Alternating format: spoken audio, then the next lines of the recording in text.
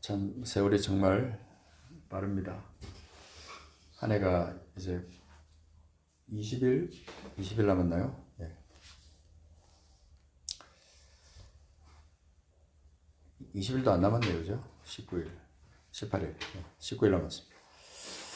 하나님께서 하루하루 매일매일 삶 가운데 주님께서 우리를 인도하시는 것을 매일의 삶에서 경험하는 사도행전 1장 9절에서 14절. 자, 제가 읽을 때 여러분이 소리를 내서 같이 읽으면 좋겠습니다. 자, 이 말씀을 마치시고 그들이 보는데 올려져 가시니 구름이 그를 가리어 보이지 않게 하더라. 올라가실 때에 제자들이 자세히 하늘을 쳐다보고 있는데 흰옷 입은 두 사람이 그들 곁에 서서 이르되 갈릴리 사람들아 어찌하여 서서 하늘을 쳐다보느냐. 너희 가운데서 하늘로 올려지신 이 예수는 하늘로 가심을 본 그대로 오시리라 하였느니라. 제자들이 감람원이라 하는 산으로부터 예루살렘에 돌아오니 이 산은 예루살렘에서 가까워 안식일에 가기 알맞은 길이라. 들어가 그들이 요하는 다락방으로 올라가니 베드로, 요한, 야고보, 안드레와 빌립, 도마와 바돌로메오, 마테와 및 알페오의 아들 야고보, 셀로딘, 시몬, 야고보의 아들 유다가 다 거기 있어 여자들과 예수의 어머니 마리아와 예수의 아우들과 더불어 마음을 같이하여 오로지 기도에 힘쓰더라. 아멘. 아멘. 사도행전의 역사가 오늘 우리가 사도행전 29장을 사는 우리에게 임하기를 원합니다. 나타나기를 원합니다. 함께하여 주옵소서. 함께하실 예수 그리스도의 이름으로 감사하며 기도합니다. 아멘. 사도행전 세 번째입니다. 그죠? 우리가 8절까지 우리가 몇 주 전에 우리가 봤는데 오직 성령이 너희에게 마시면 너희가 권능을 받고 예루살렘과 온 유대와 사마리아 땅 끝까지 이르러 내 증인이 되리라 하시니라. 이 말씀이 끝난 다음에 이 말씀을 마치시고 그들이 보는데 올려져 가시니 구름이 그를 가리어 보이지 않게 하더라. 또 그 10절에 가서 보면 예수님이 올라가신 다음에 제자들이 자세히 하늘을 쳐다보고 있는데 흰옷 입은 두 사람이 그들 곁에 서서 이르되. 자, 이런 말씀을 읽으면서 여러분 생각은 어떤지 모르겠어요. 예수님이 그들이 보는 앞에서 올라가셨어요. 그리고 또 올라가시고 나니까 흰옷 입은 사람이 나타나가지고 갈릴리 사람들아 어찌하여 서서 하늘을 쳐다보느냐. 너희 가운데서 하늘로 올려지신 이 예수님은 하늘로 가심을 본 그대로 오시리라. 이런 말씀을 했다. 자, 이런 성경을 읽으면서 어떤 생각을 하시는지 궁금해요. 저는 사실 솔직하게. 이런 말씀이 정말 일어난 일일까? 아니면 신천지에서 말하는 대로 상징적인 일일까? 여러분 어떻게 생각하십니까? 많은 경우 많은 사람들이 성경을 읽으면서 해석하면서 상징적으로 해석할 때가 되게 많습니다. 예수님이 다시 오신다는 것을 많은 사람들이 상징적으로 해석하는 경우가 있습니다. 구름을 타고 오신다. 가심을 본 그대로 오신다고 했는데 그렇게 어떤 자연적인 어떤 형상 속에서 예수님이 가신 것처럼 구름 속에 이렇게 올라가셨는데 그런 것처럼 똑같이 구름 사이에서 예수님께서 등장하실 것이다. 그렇게 믿지 않고 상징적으로 믿는다는 겁니다. 제가 묻고 싶은 것은 그거예요. 오늘 이 자리에 앉은 우리가 이 말씀을 읽을 때 이 말씀이 상징적으로 느껴지십니까? 사실로 느껴지십니까? 사실이요. 사실이요? 네. 그러면 한 가지 또 물어보겠습니다. 자, 일은 더 정말 신비한 일이거든요. 사람들이 보는 앞에서 쓱 끌려 올라가시고 사라지지 않고 사라져버리고 그리고 흰옷 입은 사람이 나타나가지고 말을 하고는 없어져 버리고 어떤 그런 일이 우리에게는 왜 그런 신비한 일이 우리에게는 왜 일어나지 않습니까? 혹시 여러분 중에 이런 신비한 경험을 해보신 분 계십니까? 나는 한 번도 그런 경험을 해본 적이 없다. 그럼 도대체 이것이 사실이냐 아니냐 하는 것이죠. 근데 제가 이제 이런 걸 묻기 전에 그러면 이제 다시 한번 세 번째 질문을 여러분에게 하고 싶은 거는 내 삶 가운데서 일어난 가장 신비적인 일은 무엇이냐? 내 삶에서, 여러분 삶에서 일어난 가장 신비적인 일. 어떤 일입니까?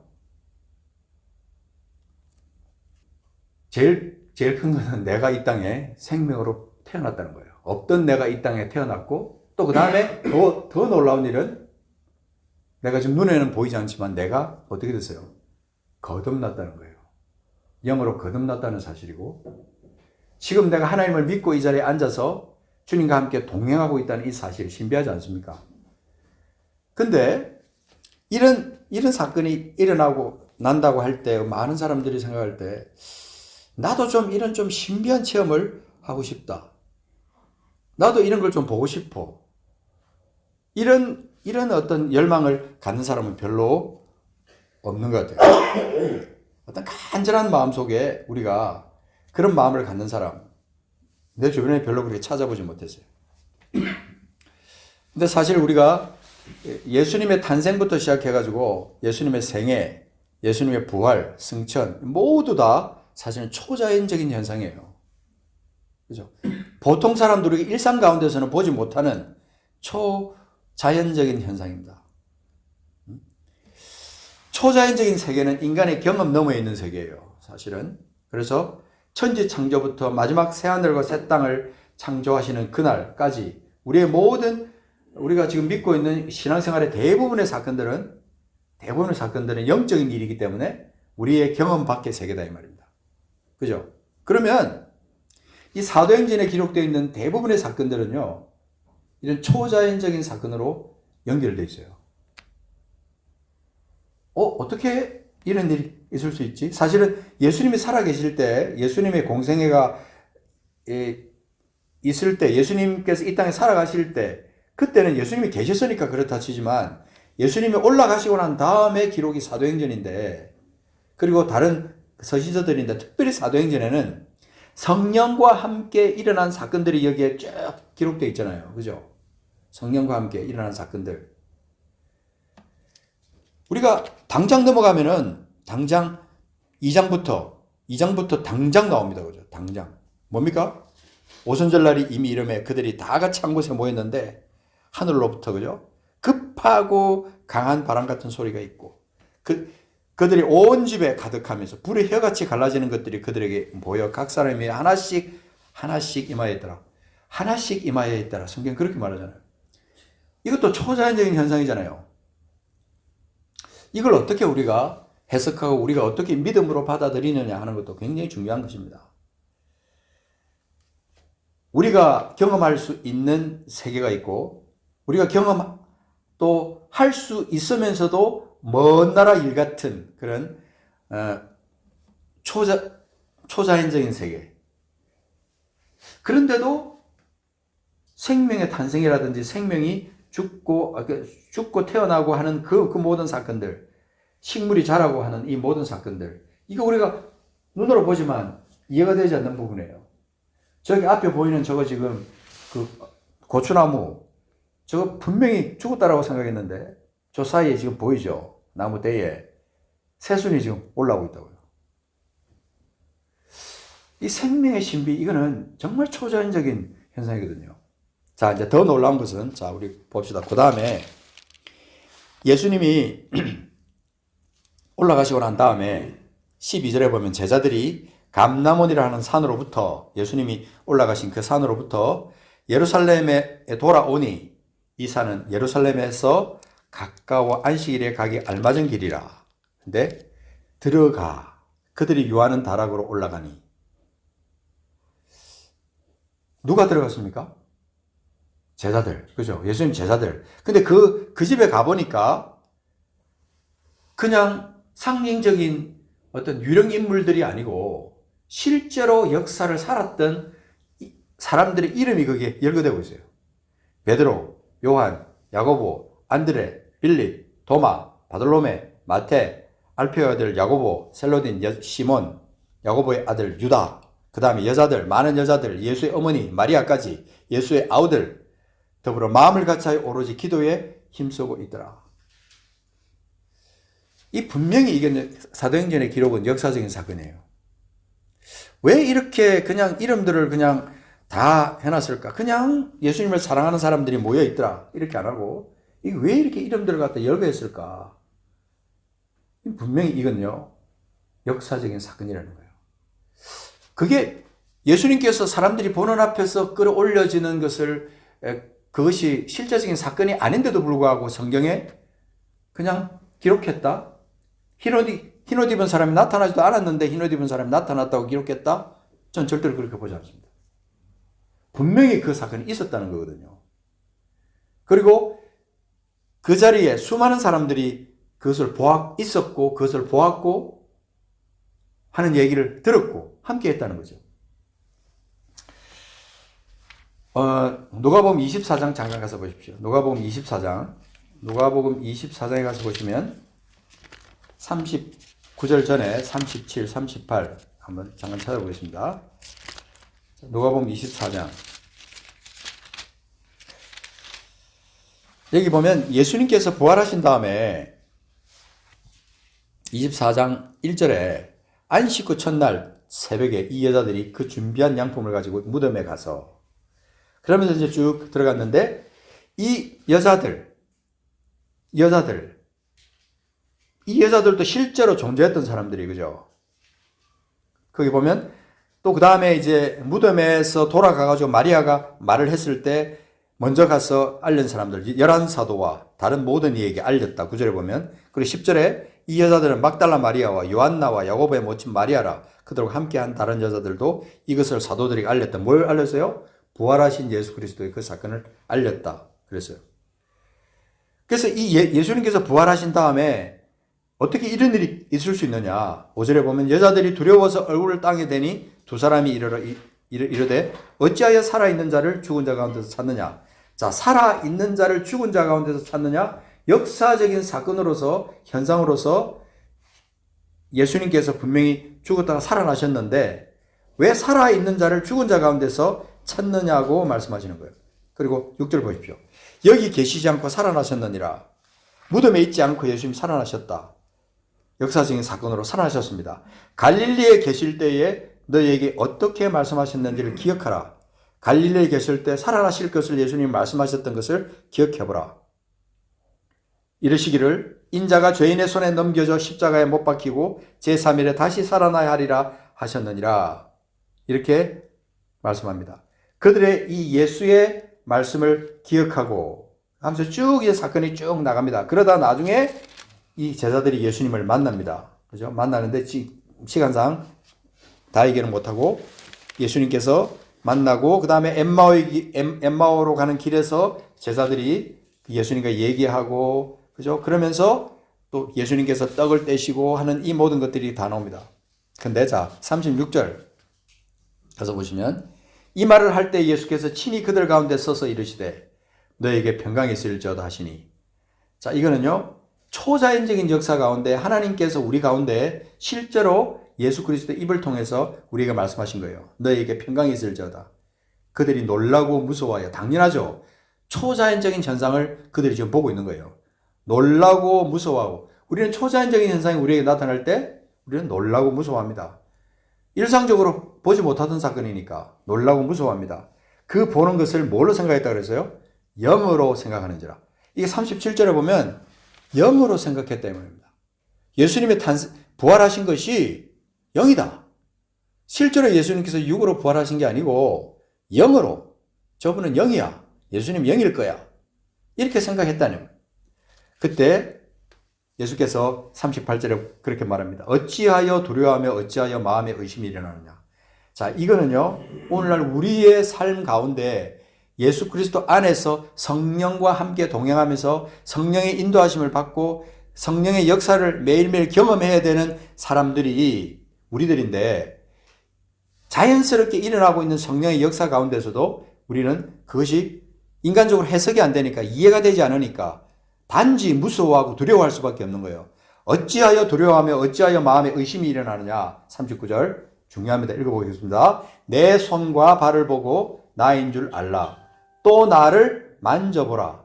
영은 살과 뼈가 없으되 너희 보는 바와 같이 나는 있느니라. 이 말씀을 하시고 손과 발을 보이시나. 아직까지도 그 사람들은 너무 기쁨으로, 여기서 너무 기쁘다고 말했지만 너무 놀라워가지고 이 뜻이더라고요. 그래서 아직도 믿지 못하고 놀랍게 여길 때에 이르시되 여기 무슨 먹을 것이 있느냐 하시면서 계속 예수님이 당신 자신이 육신으로 부활하셨다는 것을 확실하게 보여주시는 거죠.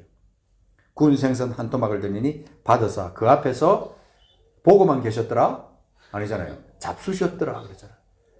그러니까 우리가 예수님께서 부활하신 현상이 분명히 역사적인 사건이고, 그분이 죽으셨다 다시 살아나심으로 말하면 내 모든 죄를 다 도말하신 그 사건이 영적인 사건이고, 초자연적이지만 내 영과 함께 내 영을 회복시키기 위해서 살아계신 하나님이 하셨다는 이 사실을 믿는 믿음, 이게 바로 우리가 지금 가지고 있는 믿음이에요. 그렇다면 우리는 이제 일반적인 것과 자연적인 것과 초자연적인 것 사이에서 우리는 어떤 신앙생활을 해야 되느냐는 거죠. 이 사도행전을 우리가 앞으로 계속 이제 보겠지만, 너무나 자연스럽게 일어나는 성령의 초자연적인 능력, 이런 것들을 우리가 보면서 우리가 어떤 자세를 가지고 신앙생활을 해야 되느냐 하는 것입니다. 여러분, 제가 이렇게 생각을 해보면서, 여러분, 그 차원이라는 말이 있습니다. 차원이라는 말이시죠. 영어로 말하면 dimension이라고 그러는데, 우리가 지금 어떤 차원에서 우리가 지금 살고 있어요. 이 차원이라는 말 자체가 dimension이라는 말이 원래 이 수학에서 나온 말이잖아요. 수학에서, 그죠? 그러니까 한 공간 내에 있는 점들의 위치를 나타내기 위해서 어떤 필요한 축의 개수, 이런 것들을 세면서 여기서 사용된 그 수를 어떤 공간의 어떤 매개 변수로 보면서 이 디멘션이라는 말을 갖다 썼다. 그런데 이 개념이 이제 넘어서서 수학의 여러 분야에서 용도에 맞게 사용되면서 논리학이라든지 어떤 일반 신앙생활까지 이 차원이라는 말이 들어오기 시작했습니다. 자, 우리는 지금 어떤 차원을 살고 있느냐? 어떤 차원의 믿음을 살고 있느냐? 3차원, 4차원 이 말을 많이 하잖아요. 제가 아주 오래전에 한 15년 전인가 그때 한번 어떤 분이 우리 거기 오셔가지고 세크라멘토에 오셔서 이렇게 강의를 하시면서 이런 강의를 했는데, 제가 그때 이후로 차원에 대해서 다시 한번 생각을 했어요. 차원이 도대체 어떤 것이고, 내가 지금 살고 있는 내 삶의 차원은 지금 어떤 차원인가? 자, 제가 빠른 속도로 한번 말씀드려 볼게요. 이거는 그냥 그 사람이 이렇게 툭 던진 차원에 대한 얘기가 아니고, 영적으로 많이 기도하시는 분들이 이 차원에 대한 얘기를 받아들이는 것은 제가 봤어요. 1차원부터 우리 신앙생활을 하는 사람들이 받아들이는 차원, 그리고 지금 살고 있는 그 차원이 1차원에서 8차원까지 있어요. 1차원은요, 그냥 개돼지 같이 살아가는 차원이에요. 쉽게 말해서 그냥 일반인, 자연인. 그냥 배고프면 먹고, 그냥 잠으면 자고, 그냥 하고 싶으면 하고, 하기 싫으면 안 하고, 그런 어떤 그냥 인간의 본성에 의해서 그냥 그렇게 살아가는 것이 1차원이에요. 근데 2차원은 뭐냐면요, 이 1차원의 삶을 벗어나고자 하는 노력, 그 공간 안에 있는 거예요. 내가 적어도 이 개, 돼지처럼 그냥 그렇게 본능적인 삶을 살지는 말자. 그래도 뭔가 좀 생각하며 살자. 그렇게 하고, 그 다음에 3차원으로 딱 뛰어넘으면 어떤 사람이냐면요, 자기 통제 능력을 갖춘 사람이에요. 적어도 윤리적인 어떤 생활을 하고 뭔가 사람다운 삶을 살려고 하는 사람. 그런 사람이 살아가는 삶이 3차원의 삶이에요. 근데 많은 사람이 이 3차원의 삶을 살아가면서 그냥 자연스럽게 행복하게 살고 있습니다. 그런데 그러면 4차원은 뭐냐? 이 4차원, 이 3차원의 세계에서 한 번 더 뛰어보고자 하는 차원에 사는 사람이 4차원이에요. 그건 뭐죠? 아, 여기 뭔가 이게 아니라 좀 더 다른 삶이 있어. 영적인 세계가 있는 것 같아. 나는 좀 더 그런 세계를 찾고 싶어. 그래서 부지런히 찾고 갈구하고 그렇게 노력하는 삶의 단계가 4차원의 삶이에요. 그러다가 딱 단계를 뛰어넘으면 5차원으로 딱 넘어가면 뭐냐면 영의 세계를 아는 사람이에요. 영의 세계를 압니다. 영적인 맛을 알아요. 그리고 뭔가 이렇게 갈구하는 게 있어요. 영적인 갈구가 있습니다. 그래서 선데이 크리스찬 얼마든지 뭐 주일날 가서 이렇게 그 예배하고 그렇게 하지만 더 높은 차원에 대해서는 아직까지 올라가지 않는 사람, 그런 사람이 5차원의 세계예요. 그러니까 뭔가 이제 영적인 세계도 알아요. 막 알고 맛도 조금씩 보고 그렇지만 더 깊은 단계를 넘어가지는 않는 거죠. 그러다가 6차원에 딱 가면요, 내가 이렇게 살아서는 안 되겠어. 좀 더 영적인 어떤 삶을 내가 살아야겠어. 하나님을 좀 더 깊이 알고 싶어. 성령의 세계를 내가 경험하고 싶어. 성령과 동행하는 삶을 살고 싶고 하나님의 높은 세계를 내가 좀 찾고 싶어. 그래서 부지런히 찾으면서 살아가는 그 차원이 바로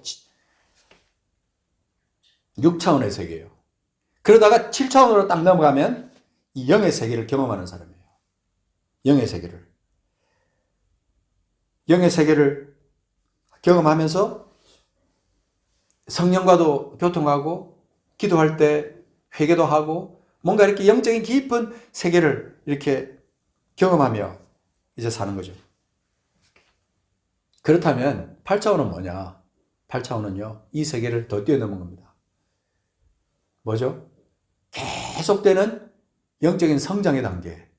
그래서 하나님의 높은 것까지도 이해할 수 있고 영적 깊은 세계, 성령으로 말하면 성령의 은사도 받고 그 다음에 그 다음에 하나님께서 은사를 주시면 예언 은사도 받고 병 고치는 은사도 받고 지식, 지혜 다 받아서 정말 자기 자신이 평안을 누리면서 하나님의 세계를 경험하면서 다른 사람에게도 도움을 줄 수 있는 그런 차원에 있는 사람.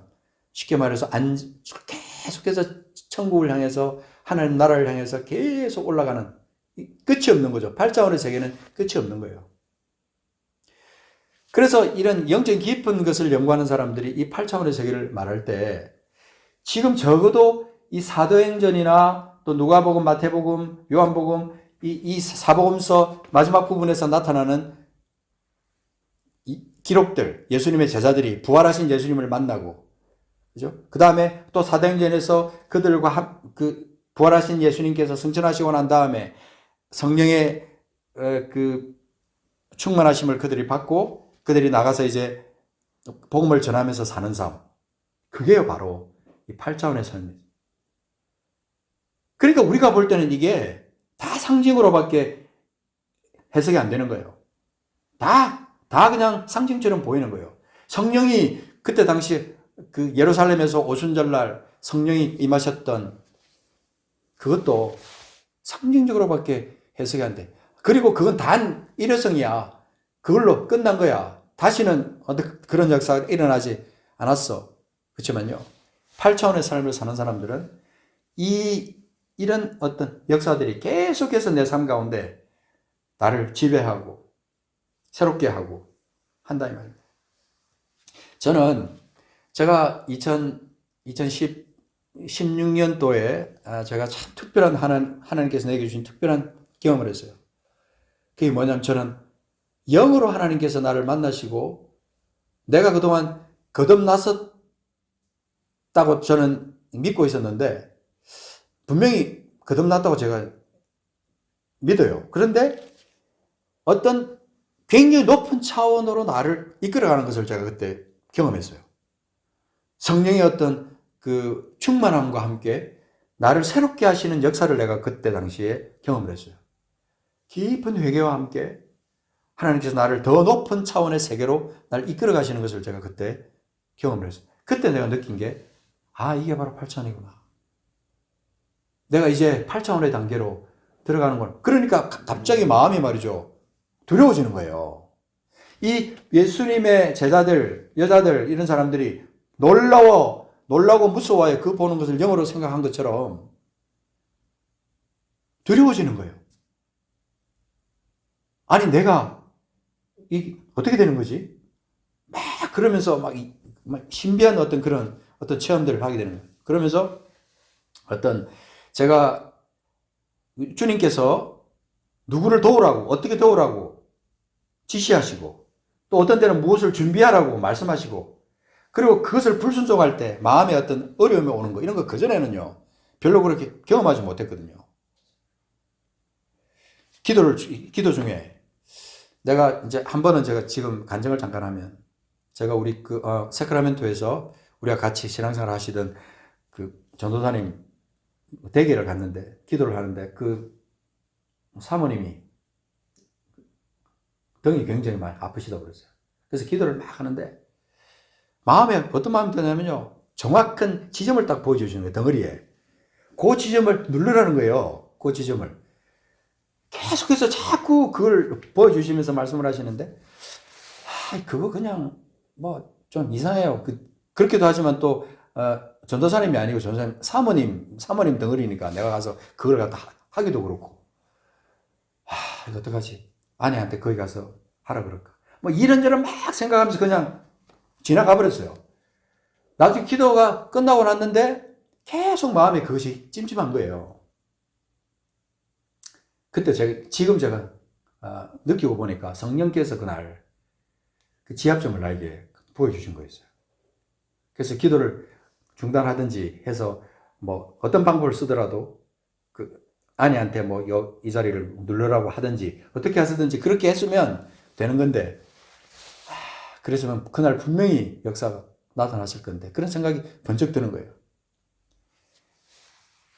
아내가 기침을 계속 했어요. 몇 년 동안 기침을 계속 하는데, 갑자기 하나님께서, 제가 기도를 막 하는데 하나님께서 칼슘을 먹으라는 거예요, 칼슘.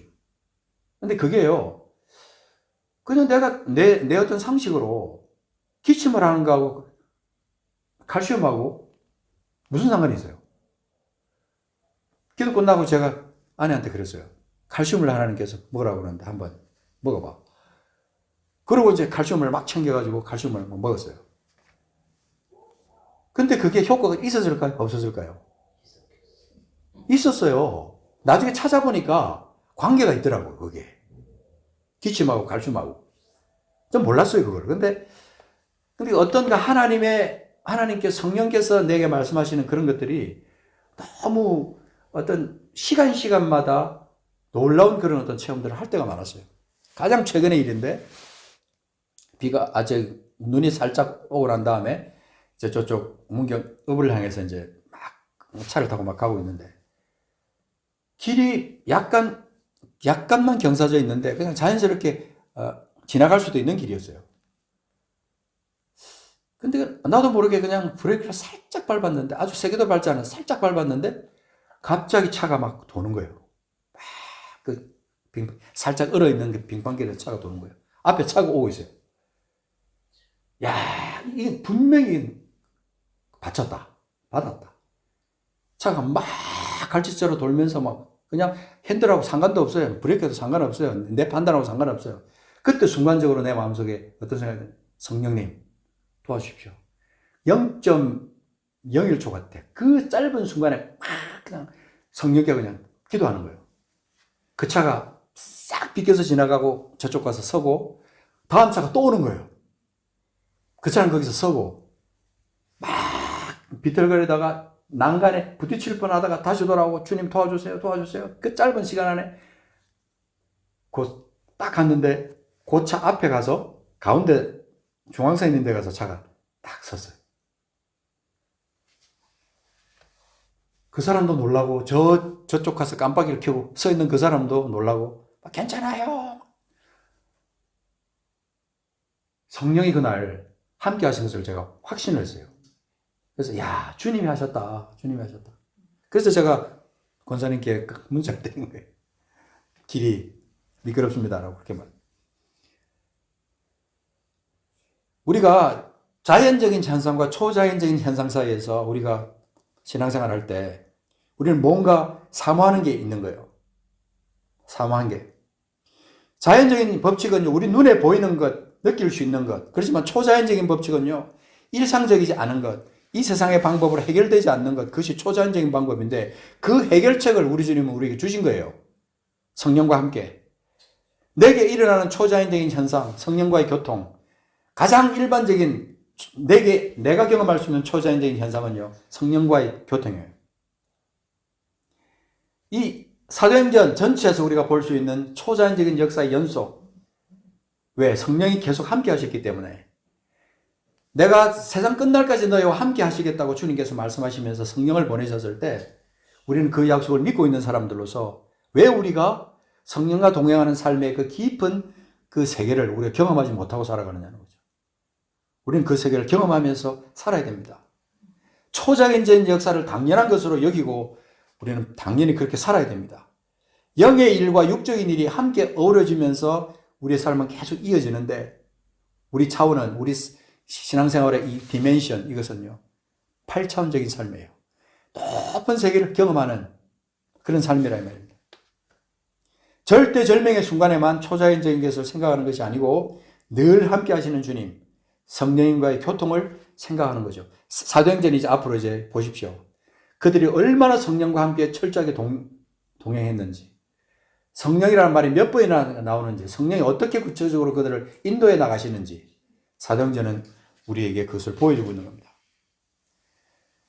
여러분, 우리 오늘 아침에 우리 한번 기도해야 될 필요가 있습니다. 오늘 하루 성령님을 경험하는 삶 되게 해주십시오. 내가 내 삶에서 믿음의 세계를 경험하는 삶이 되게 해주십시오. 여러분, 로마서에 우리가 로마서 계속 보고 있지만 바울 사도의 소원은요, 간절한 소원이 하나 있었는데 로마서 1장 11절에 보면 어떻게 하든지 이제 하나님의 뜻 안에서 너희에게로 나아갈 좋은 길 얻기를 구하노라. 그렇게 말하면서 11절에 보면 내가 너희 보기를 간절히 원하는 것은 뭐 가서 성경 공부를 해주려고 하는 것도 아니고 무슨 음식을 갖다 주려고 하는 것도 돈을 많이 갖다 주려고 하는 것도 아니고 내가 로마에 있는 너희들 보기를 간절히 원하는 것은 어떤 신령한 은사를 너희에게 나눠주어 너희를 견고하게 하려 함이니 이렇게 말합니다. 어떤 신령한 은사를 너희에게 나눠주어 너희를 그 믿음 가운데 견고하게 하려 하는 것이 내 소원이다, 내 바람이다 그렇게 말하는 거잖아요. 저도 똑같은 심정이에요. 이 땅은 정말 하나님 없이도 살 수 있을 만큼 그냥 자연적인 현상만 가지고 자연적인 그런 일만 가지고도 얼마든지 행복하게 살 수 있는 것 같아요. 아프면 병원 가고 뭐 배고프면 돈 가져가서 뭐 사 먹으면 되고 풍성하니까. 근데요 이제 우리는 뭔가 하나님 앞에서 이 초자연적이면서도 하나님께서 우리 가운데 함께 하시면 능치 못할 일이 없는 그 어떤 믿음의 신비한 세계를 우리가 이 사도행전을 공부하면서 같이 우리가 경험하면 익사이팅하게 우리가 그것을 기대하면서 갈구하면서 선포하면서 그렇게 나가는 거죠. 제가 시간이 좀 갔지만 서울 성도교회 박성계 목사님이 쓴 그 칼럼을 제가 읽다가 참 공감되는 게 있었어요. 거기 제가 한번 읽어볼게요. 사람들은 기도해서 공짜로 병 나으면 하나님의 은혜라고 하면서 감사하고 병원 가서 치료해서 병 나으면 내 돈 들어가고 자기가 수고하고 또 의사의 의술로 된 것이지 하나님의 은혜로 생각하지는 않습니다. 기도해서 병 나은 것이 초자연적인 하나님의 역사라면 병원에 가서 병 나은 것은 자연 법칙에 의해서 이루어진 하나님의 역사입니다. 하나님께서 하나는 전면에 드러나셔서 은혜를 주셨고 다른 하나는 이면에 숨어 계시면서 은혜를 주셨습니다. 그런데 자연 법칙의 뒷면에서 은혜를 베푸시면서 하나님은 그의 백성들이 하나님의 은혜를 깨닫는지 못 깨닫는지를 보고 계십니다. 사랑하는 이여 초자연적인 하나님의 은혜에 감사하는 것 이상으로 자연 법칙을 통해 주시는 이면의 하나님의 은혜에 대해 감사하는 마음으로 살았으면 좋겠습니다. 이렇게 해서요. 참 공감을 많이 해줍니다. 우리는요, 초자연적인 세계와 자연적인 세계 가운데 같이 우리가 공존해서 살고 있는 거예요. 아프면 당연히 병원 가야죠. 그렇지만 우리가 먼저 믿음의 사람으로서 먼저 해야 될 일은 손을 얹고 기도하는 거예요. 손을 얹고. 그리고 정말 그렇게 믿음의 세계가 얼마나 확실한지요. 우리는 어떤 사람들은 평생 50년, 60년 신앙생활을 한 번도 경험하지 못하고 그냥 돌아가시는 분들이 있더라고요. 실제로 우리 가운데도, 그죠? 근데 우리는 그렇게 살아서는 안 됩니다. 오늘 여기 우리가 이 사도행전에서 예수님께서 하늘로 올라가시는 거하고 흰옷 입은 사람이 나타난 거하고 그 다음에 제자들이 모여가지고 간절히 기도했던 거하고 지금 오늘 이 말씀 나누는 거 무슨 상관이 있느냐? 사도행전의 기록은요, 자연적인 현상과 초자연적인 현상의 그냥 종합체예요. 그들의 삶 전체가 예수님과 함께하고 성령님과 함께하는 삶으로 그냥 자연스럽게 이어진 삶이었어요. 그래서 우리가 사도행전을 다 읽고 나면요, 사도행전 28장 딱 끝나고 사도행전 29장부터 우리의 삶이 시작되는 거예요. 우리의 삶이 그렇게 그들이 살았던 그 삶처럼 똑같이 그렇게 나가는 거예요. 그래야 우리 삶이 능력이 있고 하나님께서 기뻐하시는 삶을 사는 겁니다. 제가 한 주간 동안 우리 그 숙제를 한번 제가 내고 싶어요. 뭐냐면 요한복음 9장 6절에서 12절 말씀 보시면 특별한 사건이 하나 나옵니다. 요한복음 9장 잠깐 한번 찾아보십시오. 좀 시간이 갔지만 자 9장 6절에서 9절. 자 여기 보면 주님께서 내가 세상의 빛이다 라고 그렇게 말씀하시면서 6절에 이 말씀을 하시고 땅에 침을 뱉어 진흙을 이겨 그의 눈에 바르시고 이르시되 실로암 못에 가서 씻으라. 9장 6절에요. 하시니 실로암은 번역하면 보냄을 받았다는 뜻이라. 이에 가서 씻고 밝은 눈으로 왔더라. 이 사람이 누구예요? 이웃 사람들과 전에 그가 거린인 것을 보았던 사람들이 이르되 이는 앉아서 구걸하던 자가 아니냐. 어떤 사람은 그 사람이라 하며 어떤 사람은 아니라 그와 비슷하다 하거늘 자기 말은 내가 그라 하니 그들이 묻되 그러면 내 눈이 어떻게 떠졌느냐? 대답하되 예수라 하는 그 사람이 진흙을 이겨 내 눈에 바르고 나더러 실로암에 가서 씻으라 하기에 가서 씻었더니 보게 되었노라. 그들이 이르되 그가 어디 있느냐 하시되 이르되 알지 못하노라 하니라. 자, 요 사건에서요 질문을 하는 거예요. 왜 예수님이 침을 뱉어 진흙을 이겨 발라주면서 실로암에 가서 씻으라고 하셨을까? 그냥 예수님께서 눈을 딱 만지시면서 나을지어다. 눈을 뜰지어다. 그랬으면 될 수 있는 건데 어떤 경우에 예수님은 예수님께 직접 가시지도 않고 그죠? 그렇게 고쳐주신 적도 있잖아요. 근데 자, 왜 예수님께서 우리가 생각할 때 이해가 잘 안 되는 부분이죠. 왜 그랬을까? 왜 예수님은 침을 뱉어서 진흙을 이겨 발라주면서 이 장님에게 실로암에 가서 씻으라고 하셨을까? 한 주간 동안 한번 생각해 보십시오. 고민을 한번 해보십시오. 오늘 말씀과 연결을 하면서 뭔가 우리가 답을 찾을 수 있을 거라는 생각이 듭니다. 우리 주님은 지금도 우리와 함께 계십니다. 그거를 믿으십니까? 우리 주님이 지금 우리와 함께 계신다니까요? 성령이가 함께 계시면서 우리 주님이 약속하신 그대로 세상 끝날까지 너희와 항상 함께 있으리라고 약속하신 그대로 주님이 우리와 함께 계신다니까요? 이것을 우리가 계속해서 5차원적인 삶을 살면서 그냥 그렇게 그냥 수박 그달기식으로 그냥 그렇게 사는 게 아니라 6차원, 7차원의 세계를 넘어서 8차원의 세계로 우리가 살아가기를 하나님은 원하시는 겁니다. 모두가 다 신령한 사람으로서 신령한 것을 우리가 경험하고 그 신령한 은사를 받으면서 그것을 세상 가운데 나타내면서 하나님의 영광을 드러내기를 사실은 하나님은 원하시는 거죠. 우리가 은사를 받기 싫어하고 나는 싫어요. 나는 뭐 선물이긴 하지만 나는 안 받을래요. 그럴 필요가 없는 거거든요, 사실.